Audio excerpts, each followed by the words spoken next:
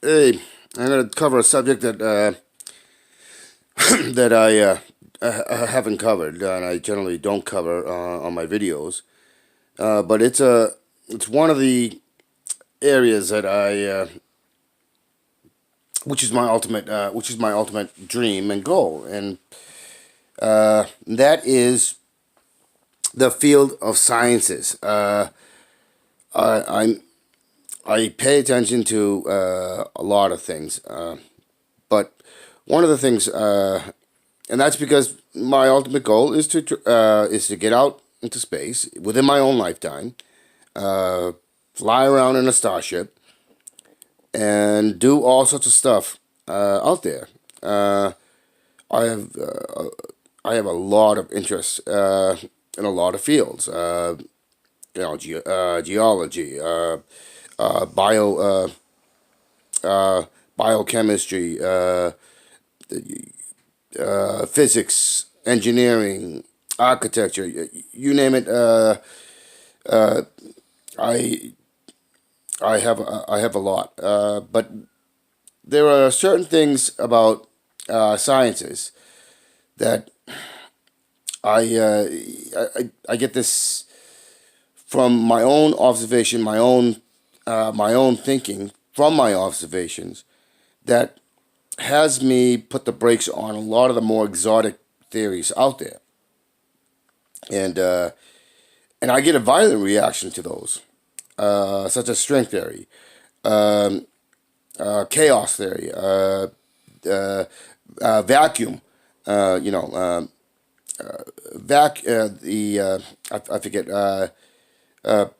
vacuum theoretical quantum vacuum theory, uh, and some other more exotic uh, theories out there. I do, however, do ascribe to a theory, but it's something that's because I get because of my violent reactions to certain things, and but it's something that fantasy covers is that if there's order, there's got to be chaos. There's got to be a yin and yang, and so uh, uh, it's that one. That one is just purely based on that. So, but uh, gravity. I don't buy into gravity. The reason why I don't buy into gravity because there are observations that can be made on Earth that equate to things that are happening out in space. I don't differentiate between space and what's happening on the planet, because it's all interconnected. There's an interconnectivity that makes up the entire fabric of space, and time is something that is subjective. It's something that is you have to be cognizant and aware in order to have time. If there's no cognitive awareness, uh, then there's no time. So space time, I don't buy into space time. It's space time is purely subjective. It has to do with being cognitively aware. So space and time are two separate things. And science would like to say that there's space time is one thing, but it isn't. That's my view on it from my own observation that there would be no time if we're not aware of ourselves. So therefore, we can't. So therefore, time really doesn't exist. It's completely subjective. Uh, the amount of distance we can travel. It's a purely subjective thing. That's my point, but that's also because I get a very one of those strong emotional sort of breaks, almost like a hatred when I hear something that just doesn't. I don't know. It's a visceral reaction, and every time I've had that visceral reaction, I've come to realize there is a solid foundation for it. For instance, the ever-expanding universe. There was a I've had a strong aversion to that ever since I first learned about it, and I've always my gears of my mind are always turning, and I'm always making observations. But something that happened some time back was that observations being made by some of the more advanced technologies like space telescopes and other forms of observation have shown that the galaxies are going to specific points in specific directions. They're observed to be going in specific directions. Now, they in the report, it seems like they were trying to indicate they were going all of them were going in one direction, but that's another thing that I got a very strong visceral reaction to, and I have a theory that just like galaxies in our universe, we have very large distances between galaxies, even closer distances, as well as planets. I think if you really think about it, you can see like the distances in planets, stars, and so on and so forth, and galaxies, and how they're moving around. So think of universes in the same format. There isn't just one universe, but multiple universes on the same planar field, in the same dimension. So I thought what was happening is that the at the time I hadn't come up with certain other theories from my own observations, and so I attributed to gravity because I hadn't yet come to I didn't have a alternative theory to debunk gravity. Now I do have an alternative theory. So I had originally based that on gravity, the gravity from another universe pulling on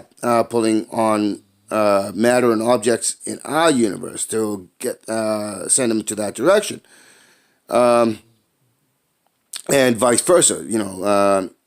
And expanding the reach of our material universe to expand outward.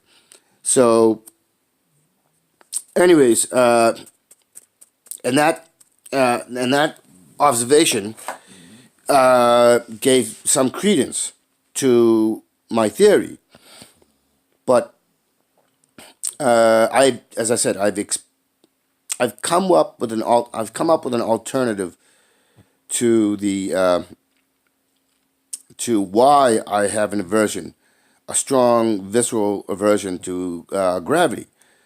I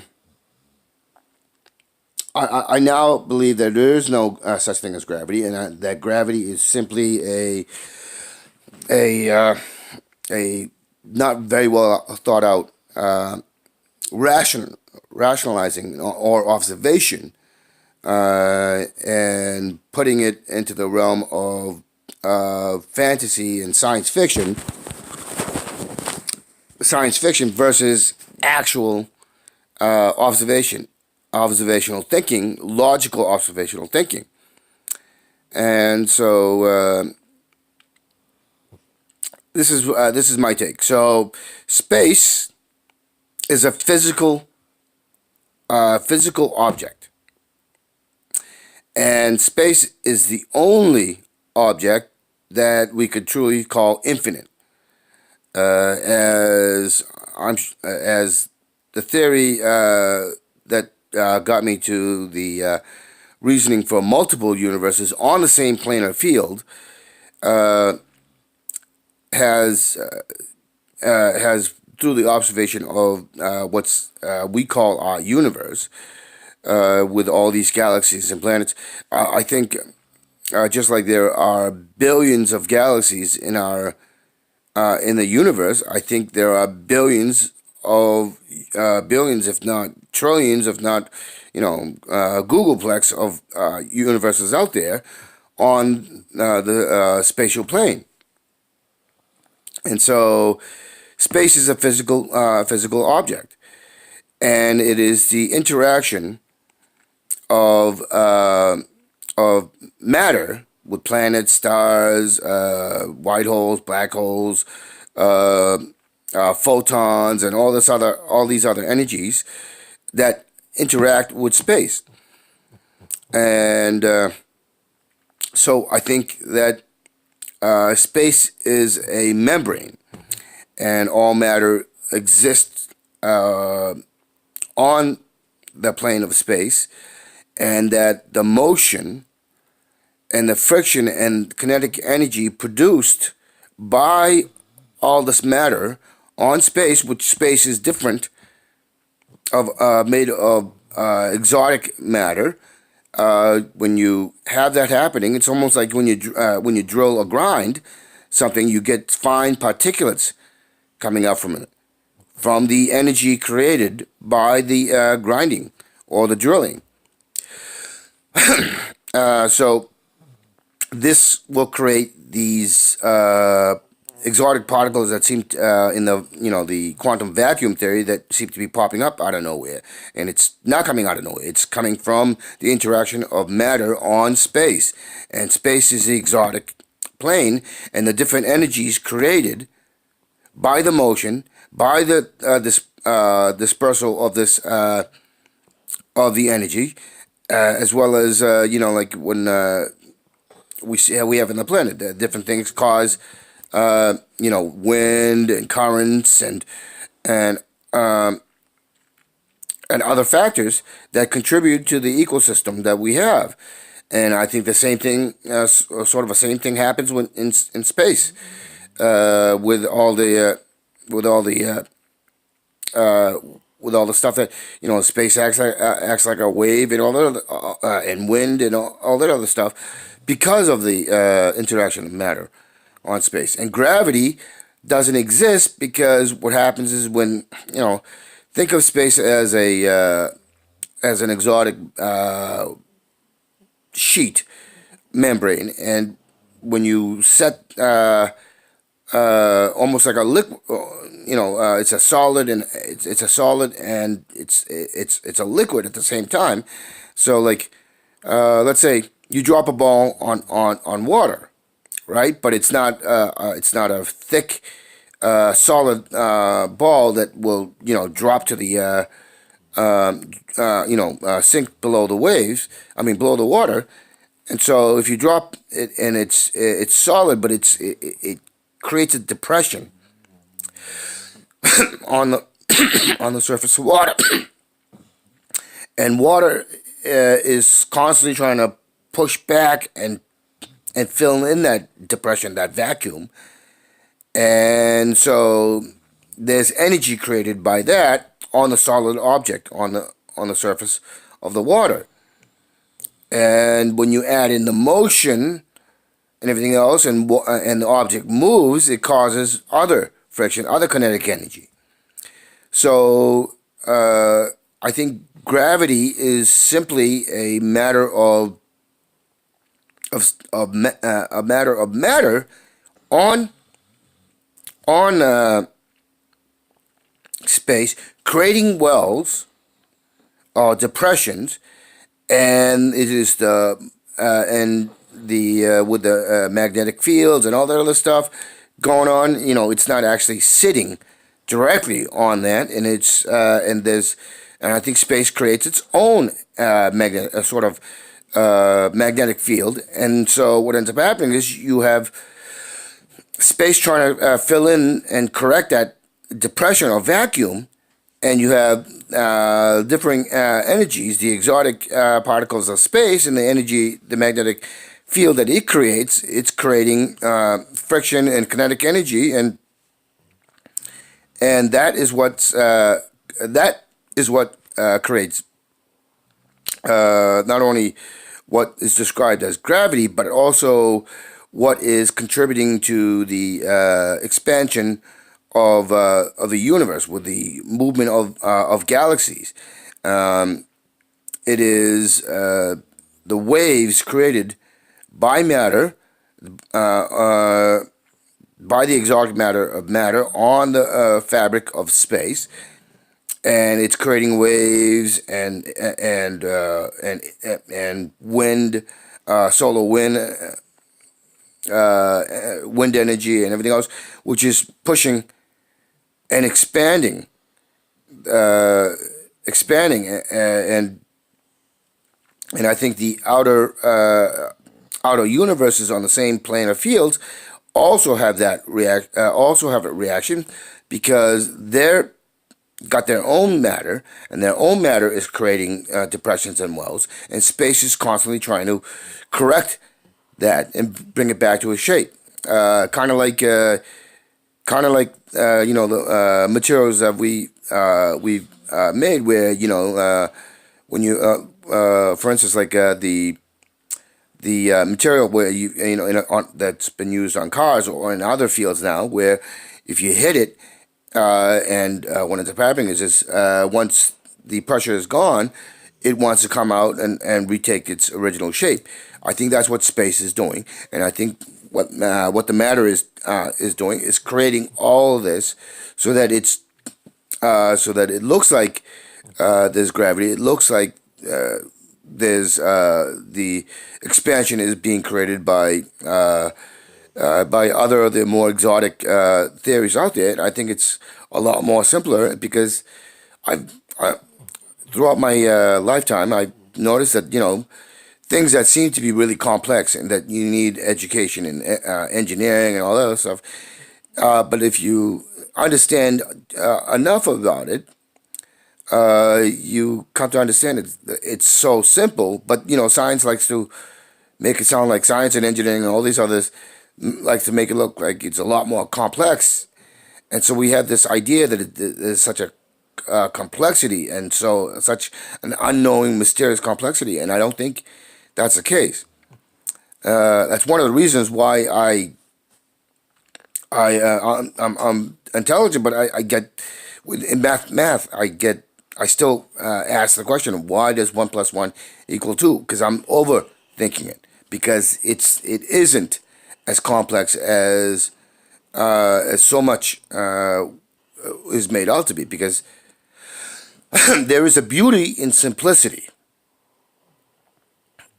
And so I think the thinking is that, especially when it was generated by the Western side, I think I think they had a lot of complexity. I mean, while these more